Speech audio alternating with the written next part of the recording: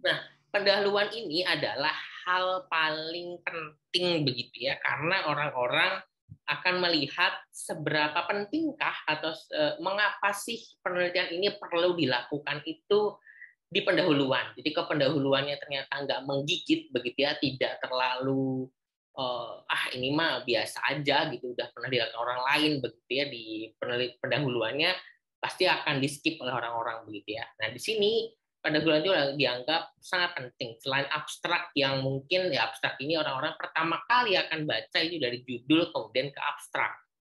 Nah, oke, selanjutnya di sini apa sih yang ada di bab 1 atau pendahuluan? Nah, hanya ada 5 begitu ya. Yang 5 ini yang paling gampang itu ada di tujuan dan manfaat begitu ya. Di sistematika itu terakhir banget ngerjainnya biasanya.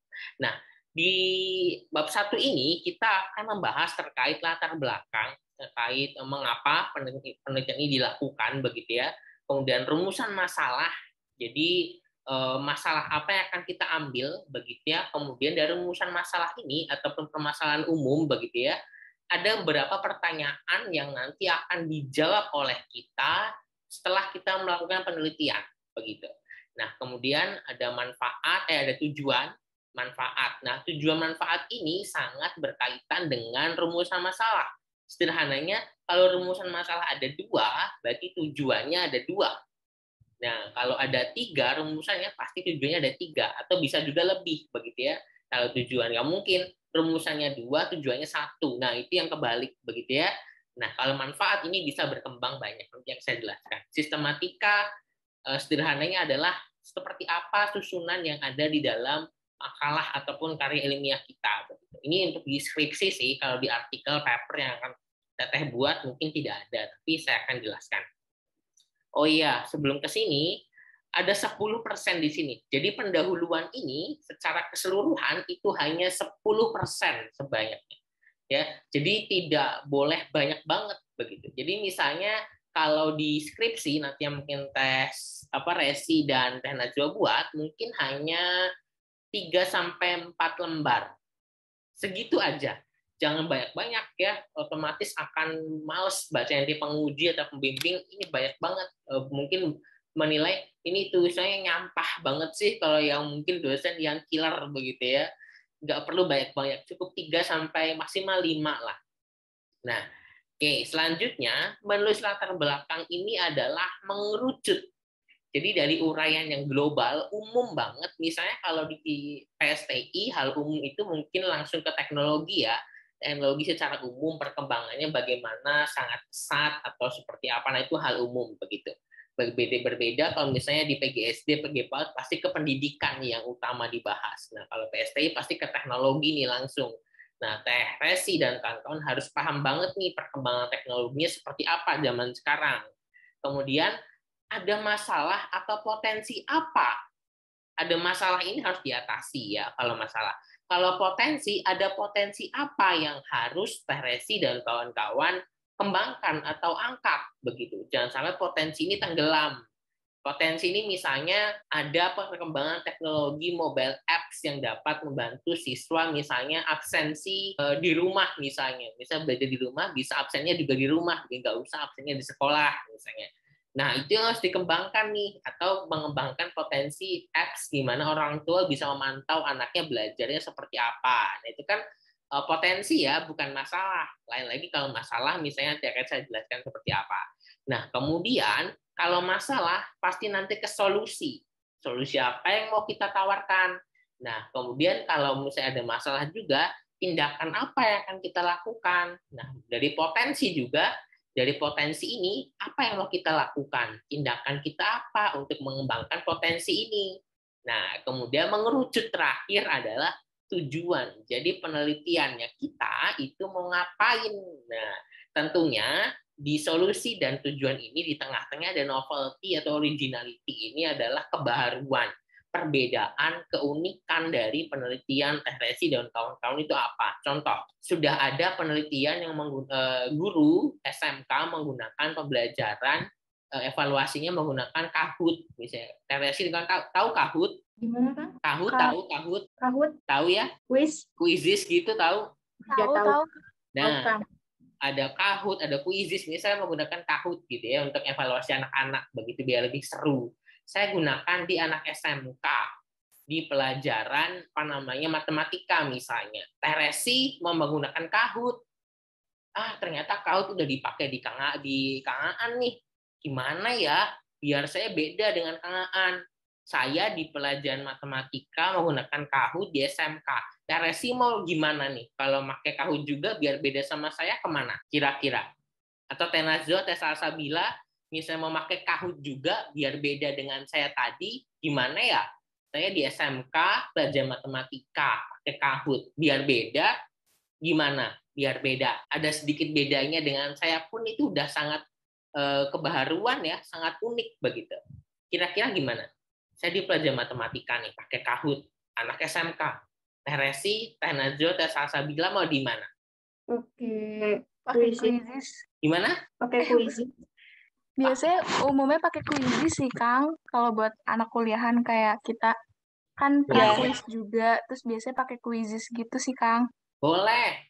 Itu unik juga. Pakai Quizizz. Jadi saya udah pakai Kahoot. Oke, Tenazzo pakai Quizizz. Atau kalau Tenazzo, Teresi, Salsa mau pakai Kahoot juga boleh. Ya asal tidak di pelajaran matematika, tapi di bahasa Inggris. Nah, itu kan unik ya. Beda saya mas sama Kang An beda. Kalau Kang An di matematika, saya bahasa Inggris. Atau Najwa di pelajaran bahasa Sunda misalnya. Atau pakai Quizizz tadi atau mau pakai Mentimeter misalnya. Itu juga unik ya, itu keunikan. Carilah celah perbedaan atau yang belum diteliti orang lain. Makanya kemarin saya tugaskan di proyek 2 ini, carilah beberapa penelitian yang mau kalian kaji, apa yang sudah dikaji, apa yang belum, kalian mau pakai apa. Nah, itu tujuan saya biar nyambung di pertemuan ketiga ini, begitu ya. Nah, boleh kalau misalnya kelompok Teresi mau melanjutkan di proyek 2 terkait yang saya jelaskan tadi begitu ya. Kenapa sih kalian harus ngajar proyek 2 ya biar kalian mudah nanti untuk mencari keunikan kalian dalam penelitian. Biasanya penguji nanti ya kalau misalkan skripsi pasti ditanya perbedaan kamu sama penelitian A apa? Itu pasti ditanya. Nah, itu ya sederhananya aja. Bedanya apa? Nah, tadi dijawab oleh Teh Najwa. Saya mah kuisis, Pak An mah pakai Kahoot. Oke, itu beda. Kuisis bedanya apa sama Kahoot? Nanti pasti tanya seperti itu. Oke, sederhana. Paham ya sampai di sini ya. Nah, selanjutnya ini adalah uraian detail bagaimana menguraikan latar belakang yang kita tulis nanti begitu ya. Sederhana ini saya pecah menjadi 4 paragraf, namun mungkin beda bisa nambah paragraf ya tergantung teman-teman karena biasanya kita juga diberikan batasan bahwa satu paragraf itu tidak lebih dari misalnya 10 baris misalnya harus di enter. Tapi ingat satu paragraf itu harus memiliki satu topik bahasan. Kalimat utamanya apa. Jadi jangan sampai satu paragraf ini ada 2 topik dibahas begitu ya. Misalnya kayak uraikan hal umum dengan kondisi ideal digabung. Oh jangan gitu ya sederhananya. Contoh, di paragraf 1 saya akan uraikan hal umum tentang teknologi yang semakin cepat berkembang di SD misalnya. Kondisi ideal. Kondisi ideal ini apa yang sedang terjadi di lapangan. Ternyata meskipun teknologinya berkembang, di Purwakarta khususnya di misalnya di Kecamatan Maniis misalnya agak pelosok begitu ya.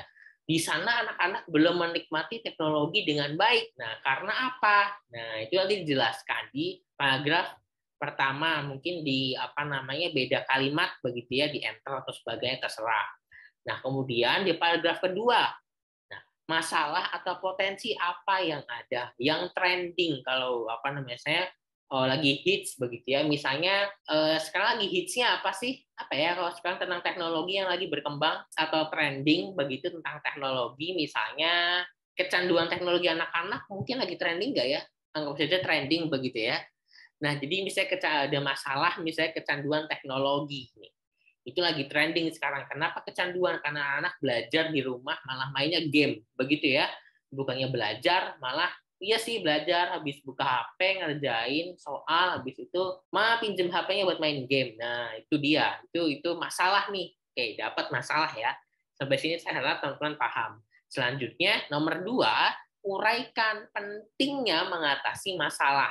atau mengembangkan potensi tadi yang saya bilang, misalnya ada potensi nih teknologi mobile apps tadi begitu ya, harus dikembangkan. Kenapa itu penting dikembangkan?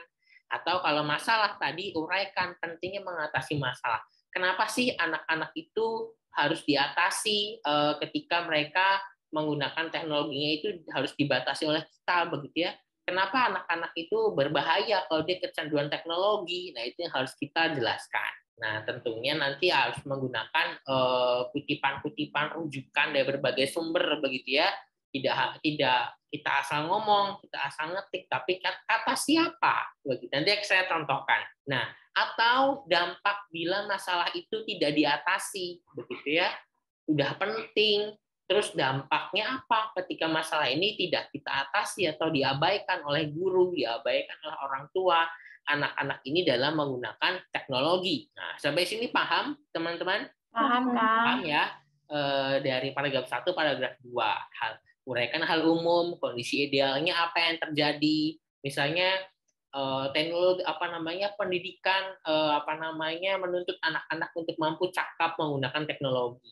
Kondisi idealnya ternyata anak-anak tidak mampu menggunakan teknologi.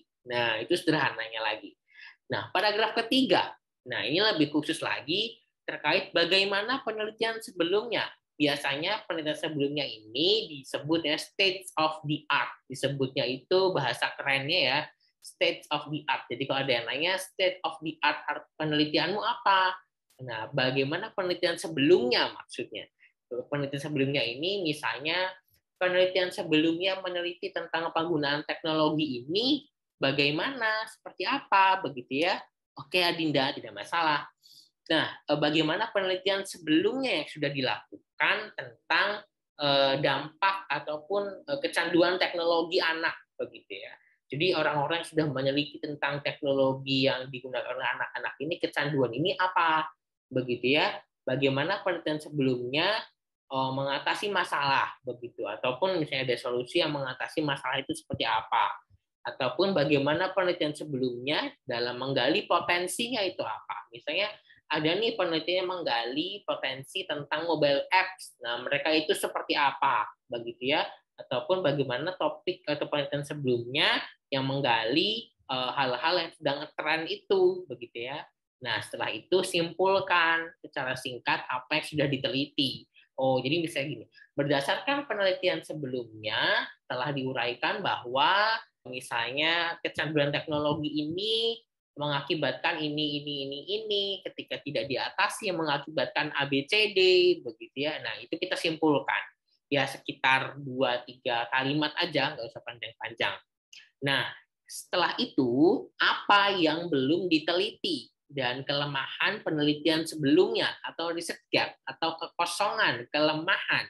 Jadi di sini adalah ketika penelitiannya sudah diteliti banyak banget itu ya yang telah teman-teman baca, telah teman-teman tulis begitu ya di paragraf ketiga, apa nih kelemahan atau yang belum diteliti ataupun yang masih belum muncul begitu.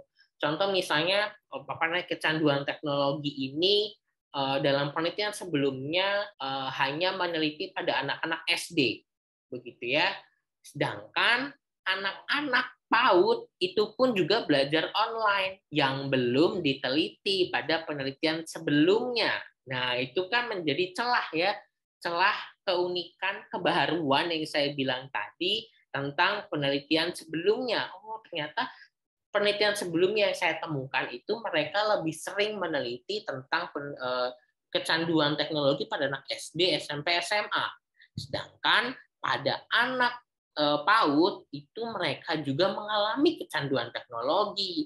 Oleh karena itu inilah yang akan saya teliti. Nah, sampai di situ paham? Mungkin ada yang mau ditanyakan dulu sampai di sini tentang paragraf 3. Saya ulangi lagi ya sedikit aja. Jadi paragraf 3 ini ya kalau saya bagaimana penelitian sebelumnya dalam mengatasi masalah apa aja tuh, simpulkan bagaimana penelitian sebelumnya, setelah itu kurangnya apa. Nah, kurangnya di mana, lemahnya di mana, bagian mana yang belum diteliti, namanya riset gap. Atau riset gap ini adalah kekosongan, begitu ya, celah penelitian di mana gap itu. Oke, Selanjutnya di paragraf 4 nih, mengerucut ke apa yang akan kita lakukan. What will we do? Apa yang mau kita, solusi dari kita itu apa? Solusi atau apa yang akan dilakukan untuk mengatasi masalah.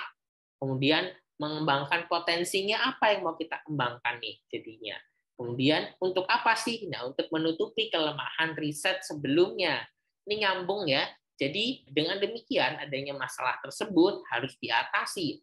Oleh karena itu saya akan mencoba menerapkan ataupun mengembangkan mobile apps begitu ya, yang dapat membantu siswa untuk dapat belajar di rumah dengan efektif tanpa membuat mereka kecanduan misalnya, khususnya di anak-anak PAUD begitu, karena sebelumnya meneliti anak SD sampai SMA, di PAUD belum begitu. Nah, inilah yang menjadi keunikan dalam penelitian kita ataupun kebaharuan dalam penelitian saya begitu ya.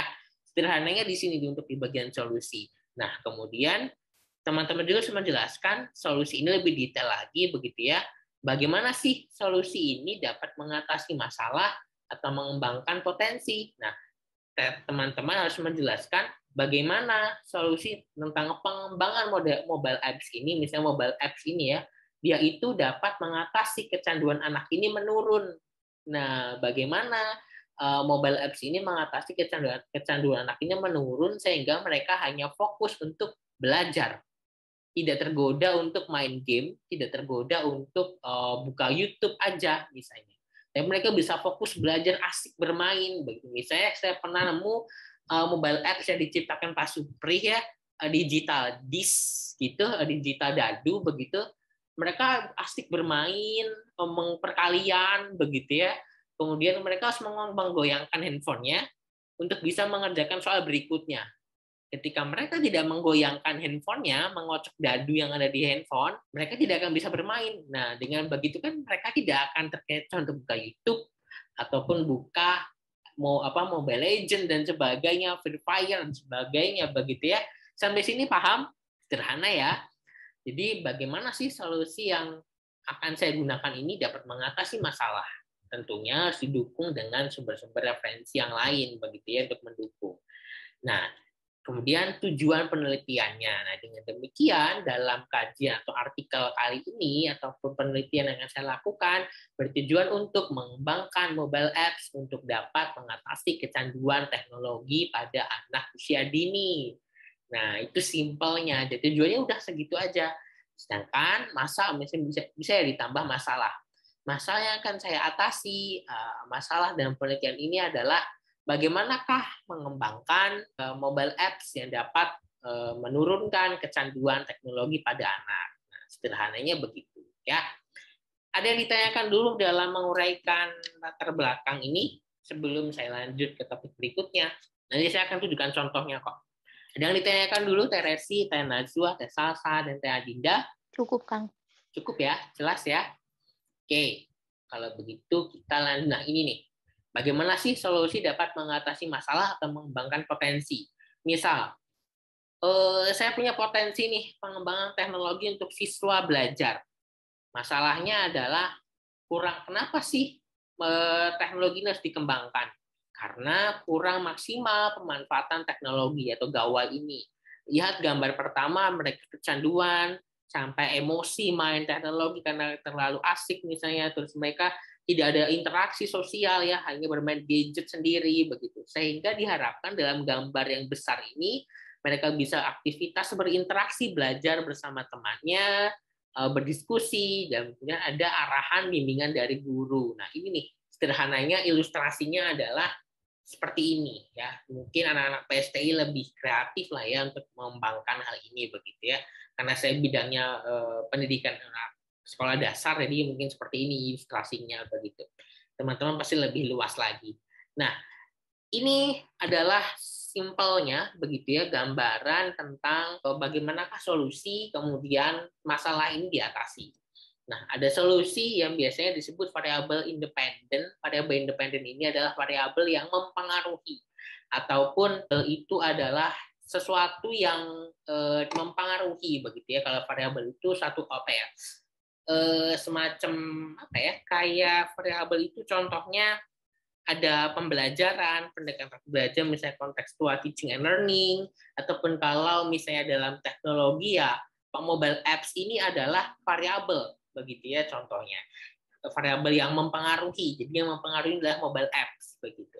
Variabel independen yang mempengaruhi. Contoh, saya akan contohkan sebagai pengembangan teknologi. Masalahnya apa? Masalahnya adalah variabel dependen tentang penggunaan gawai yang belum tepat. Begitu ya. Yang dipengaruhinya apa? Yang dipengaruhinya adalah tentang penggunaan gawai yang belum tepat oleh anak-anak, begitu. Yang dependen.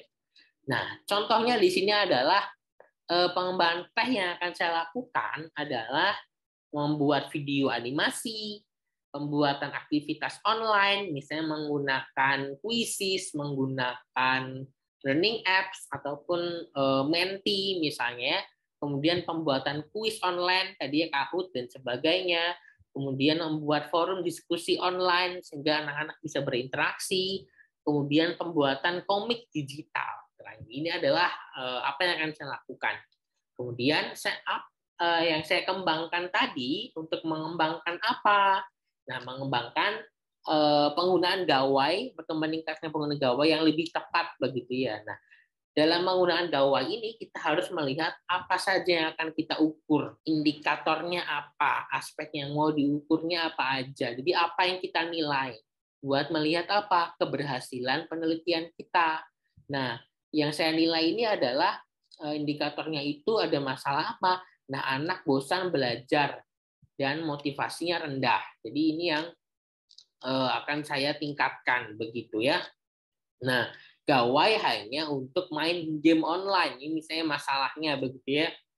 Yang nanti bisa dikembangkan lebih lanjut biar anak-anaknya main gawainya tidak hanya main game. Kemudian pembelajarannya pasif, aspek-aspek yang harus diatasi begitu ya, pembelajarannya pasif. Biar aktif, anak-anak mungkin bisa melakukan diskusi dalam forum yang dibuat oleh gurunya, meskipun secara virtual begitu. Kemudian evaluasi pembelajaran yang monoton ini akan diatasi oleh apa? Pembuatan komik digital. Bukan, evaluasi yang monoton ini akan diatasi oleh kuis online begitu. Jadi ini semua saling berkaitan begitu ya. Video animasi ini mungkin ke pembelajaran yang pasif ini akan diatasi. Aktivitas online mungkin ke sini juga. Kuis online masuk ke evaluasi yang tidak monoton. Forum diskusi juga masuk ke mana? Mungkin ke penggunaan gawai, biar mereka bisa diskusi dengan gawainya dan sebagainya. Nah, itu dia bagaimana solusi ini dapat mengatasi masalahnya. Nah, ini sedikit contoh yang mungkin saya coba berikan, misalnya di mana ya? Di tesis saya aja deh. Nah, saya berikan contoh di latar belakang aja dulu. Ini adalah kondisi umum, hal ideal. Hal umum yang saya sebutkan pertama. Jadi pendidikan dituntut untuk dapat mengembangkan potensi abad 21 dan kemampuan berpikir tingkat tinggi. Nah, ini hal umum banget, begitu ya. Kemudian ada lagi di peninjau tujuan pendidikan yang bertujuan untuk mengembangkan keterampilan dan seterusnya. Ada kreatif nih. Nah, sehingga di sini saya simpulkan. Nah, ini kan saya bilang ya, simpulkan begitu, sedikit aja. Nah, sehingga di sini dalam tujuan tersebut tertuang siswa harus memiliki keterampilan atau kemampuan berpikir kreatif atau KBK yang kuat. Kenapa saya bilang seperti ini? Satu, terus berpikir tingkat tinggi.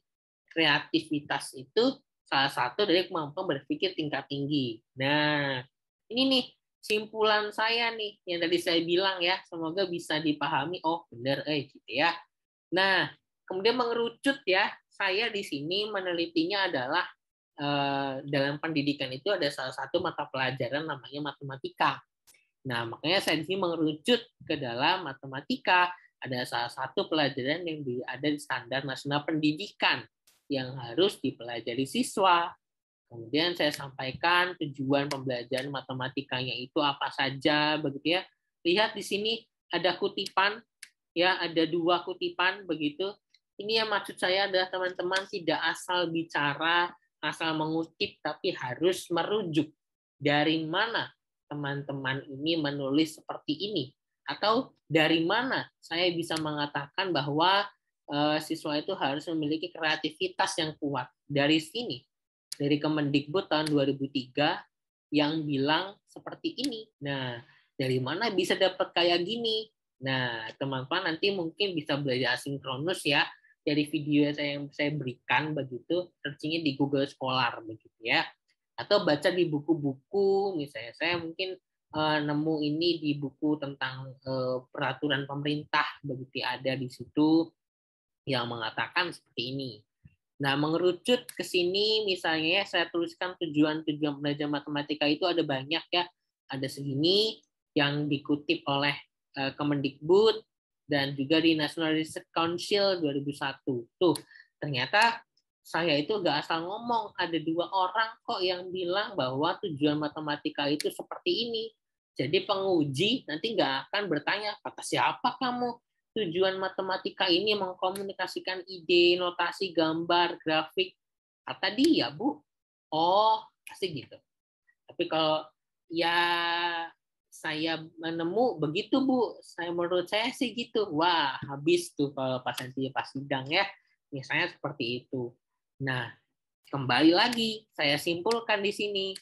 Nih, sederhananya berdasarkan tujuan tersebut, kepercayaan diri dalam memecahkan masalah atau self-efficacy. Dari mana self-efficacy ini muncul?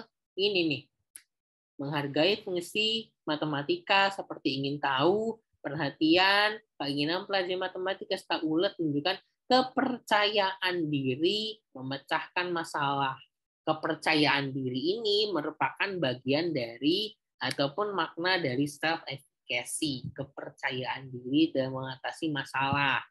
Nah, ini nih, jadi saya simpulkan berdasarkan tujuan tersebut, kepercayaan diri dalam memecahkan masalah ataupun SAM bagi saya matematika dan bagi kreatif sangat dibutuhkan, begitu ya, karena itu tertuang dalam tujuannya. Siswa harus mencapai tujuan ini. Nah, kemudian ini nih masalah kalau misalnya masalah tadi tidak kita atasi, gitu ya, misalnya atau ada potensi misalnya di sini KBKKRE dapat diketahui melalui pengerjaan soal berbasis high order thinking. Masalah berbasis HOT membutuhkan daya pikir yang rumit. Nah, rumit ini kan satu masalah ya, anak-anak mungkin akan sulit berpikir untuk rumit. Nah, kalau tidak diatasi, nanti akan seperti ini. Kalau anak-anak tidak dibiasakan dengan diberikan soal-soal yang berpikir kreatif, begitu. Misalnya, guru disarankan membiasakan siswa mengerjakan soal HOT untuk mengetahui berpikir KBK siswa. Bila ini tidak dilakukan, nah ini nih, KBKP tidak akan teramati, nggak akan kelihatan kreativitas siswa, tidak akan terlatih, kemudian siswa akan kesulitan, bahkan ini yang parah takut, ya, takut diminta mengerjakan soal berpikir tingkat tinggi. Kata siapa? Kata Rahayu dan Ulia tahun 2017 yang bilang seperti itu. Bukan saya, bukan Aan yang bilang, begitu ya. Nah, tadi lagi ini penting. Nah, KBKKRE dianggap penting. Contoh misalkan bilang mobile apps dianggap penting untuk dimiliki siswa modern saat ini. Kata siapa? Hanifah. Nah, ada lagi yang bilang ternyata juga mendukung hal tersebut, KBKKRE dianggap salah satu kompetensi utama abad 21. Makanya kenapa dianggap penting? Karena dapat apa? Karena KBKKRE atau karena mobile apps itu dapat meningkatkan misalnya apa aja, fleksibel siswa, menunjukkan kemampuan menerima peluang, tantangan, berpikir kompleks. Kata siapa?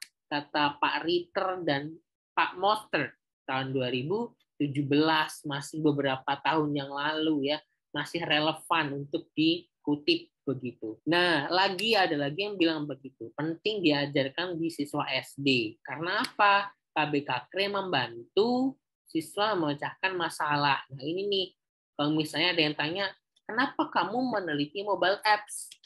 Karena mobile apps ini penting, Bu. Kenapa? Nah, sebutkan kata Arifudin, kata Sinner, dan kata McMinus bilang seperti itu. Nah, ini langsung ke state of the art. Nah, ini saya bilang, sebelum ke situ ini, simpulkan tentang pentingnya KB-KKRE. Dengan demikian, KB-KKRE dianggap penting dan dapat memudahkan siswa memecahkan masalah. Saya penyimpulan ini dari mana? Dari sini nih. Dari sini nih. Ini nih saya simpulkan jadi sepinggal segini. Nah, cuman satu kalimat aja. Ya. Nah, kemudian semoga ini bisa dipahami sedikit demi sedikit ya. Nah, kemudian di sini studi penelitian terdahulu yang telah dilakukan nih, makanya di sini untuk mencari perbedaan penelitian saya. Nah, studi misalnya KB-KKRE di siswa kelas 5 siswa SD di materi bangun ruang nanti. Itu ternyata ditemukan KB-KKRE 9 siswa SD tinggi, 18 sedang, 23 rendah. Kata siapa? Kata Wahyudi. Ada lagi yang bilang seperti ini. Ini Bayuni, Surtikanti bilang seperti ini. Di mata pelajaran IPA. Begitu ya. Ada yang bilang juga KB-KKRE itu masih rendah. Kata siapa? Mas Liani. Ada juga misalnya ini yang lainnya seperti itu. Kemudian mana lagi ya? Jadi cepat. Intinya sama. Nah, di sini pengimpulan lagi. Nah, dengan demikian hasil penelitian terdahulu menunjukkan bervariasi. Kenapa bervariasi?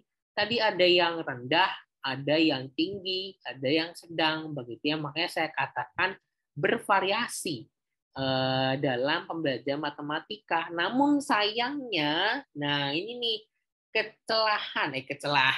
kekurangan, celah ataupun kekosongan penelitian sebelumnya. Namun sayangnya, biasanya kalau bahasa Inggris itu however, biasanya kalau bahasa Inggris. Namun sayangnya tidak diungkap penyebab tinggi rendahnya apa. Nah, itu dia makanya saya akan cari tinggi rendahnya itu dalam penelitian saya, begitu ya. Nah, mana lagi nih? Selain itu, ini sama masih hasil penelitian terdahulu. Ini juga sama ya, penelitian terdahulu juga. Kenapa banyak banget? Biar untuk melihat bahwa penelitian saya itu beda dengan orang lain, begitu ya. Ini termasuk SAM, sertifikasi juga saya jelaskan pentingnya kenapa, begitu ya. Nah, di sini nih novelty saya mana ya? Nah, ini nih. Ini novelty-nya di sini betul, tinggal terakhir novelty ya, kebaruan. Uraian penelitian terdahulu menunjukkan KB-KKRE dan SAM dianggap saling mempengaruhi upaya siswa dalam pemecahan masalah matematika pada siswa SMP SMK. Nah, kebanyakan itu di SMP dan SMK, namun tidak terlihat. Nah, ini kelemahannya nih penelitian yang sudah dilakukan sebelumnya. Namun tidak terlihat adanya hubungan KB-KKRE dan SAM di siswa SD. Oleh karena beberapa kajian yang telah dilakukan masih bersifat kuantitatif dengan hitung-hitungan, tapi tidak dijelaskannya bagaimana hitung-hitungan itu bisa terjadi, bisa dijelaskan di sini. Nah, dengan demikian, nah ini nih, perlunya kajian secara mendalam bagaimana KB-KKRE dan SAM dapat memecahkan masalah. Terus saya juga cari faktor-faktor yang mempengaruhi dalam penelitian sebelumnya yang belum dikaji. Nah, pada penelitian sebelumnya khususnya di sekolah dasar. Karena apa? Sebelumnya di SMP dan SMK. Kemudian cuma hitung angka. Nah, tapi tidak mencari penyebab kenapa angka-angka itu bisa muncul. Nah, itulah keunikan dari penelitian tesis saya ini, begitu ya. Oleh karena itu, nah ini tujuan nih. Dalam riset ini akan mengkaji, tadi saya nggak bilang, oleh karena itu tujuan penelitian ini saya nggak bilang secara langsung ya, tapi jelas bahwa ini dianggap sebagai tujuan. Oleh karena itu riset ini peneliti akan mengkaji secara mendalam melalui studi kualitatif. Kenapa? Karena tadi menelitinya kuantitatif. Saya sekarang coba kualitatif terkait KB-KKRE dan memecahkan masalah berdasarkan SAM-nya di materi kubus dan balok begitu. Nah, di contoh ini ada yang mau ditanyakan? secara secara sederhananya akan seperti ini begitu ya. Cuma mungkin kalian akan lebih simpel aja, nggak serumit yang saya ini begitu ya. Nanti saya coba berikan contoh yang R&D tapi yang sayangnya bahasa Inggris saya ada yang semoga bisa paham deh. Jadi saya coba jelaskan artinya. Oke, Kang Sadam bisa tunjukkan di paper ini manakah hal umum, hal ideal, masalah, kemudian potensinya di sebelah mana, kemudian apa sih riset gap ataupun tujuannya di mana gitu, Kang. Ini kan lumayan nih teman-teman, kalau paper itu lebih sedikit nih. Bayangkan cuma 1 lembar juga kurang kayaknya ini yang di introduction. Beda dengan tadi saya di tesis ya, itu bisa berlembar-lembar. Sedangkan kalau di makalah, artikel, ya cuman 1 lembar aja mungkin ini ya, atau cuman 1,5 lembar lebih dikit lah begitu ya. Bisa dijelaskan Kang Sadam kira-kira di sebelah mana yang merupakan ini di introduction aja. Iya Kang, baik Kang. Nah, teman-teman semuanya, bahasan di introduction itu untuk paper sendiri benar ya kata Kang Ang, kita tidak perlu banyak-banyak gitu teman-teman semuanya. Bahwasannya yang paling umumnya itu di paragraf itu adalah gambaran besarnya, gambaran besar dari masalah kita teman-teman semuanya. Misalnya ini ya, teknologi is the primary key in education. Jadi teknologi itu adalah kunci dari pendidikan saat ini gitu teman-teman. Itu pokoknya gambaran besar dari secara seumum gitu ya dari paper kita. Kemudian untuk paragraf kedua itu sendiri itu mulai melihat nih keadaan yang saat ini.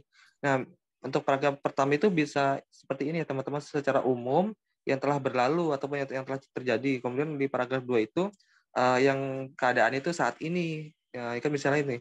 Misalnya itu ada DR subject relate and mathematics analysis in Indonesia 2013 kurikulum. Nah, bahasanya relate banget nih antara paper kita dengan keadaan saat ini. Nah, itu gambaran besar yang di paragraf 2 gitu teman-teman semuanya. Itu untuk mengkaitkan apa yang kita punya ide dan saat ini teman-teman semuanya. Nah, bahasanya di paragraf 2 ini sendiri juga ada permasalahannya. Permasalahannya itu di kurikulum ada perpindahan antara kurikulum KTSP ke kurikulum 13. Itu ada permasalahannya, bahasanya ada pembelajaran yang diubah, kemudian ada beberapa yang dimasukkan di pembelajaran SD seperti perakitan robotik gitu dan sebagainya. Itu sebuah masalah.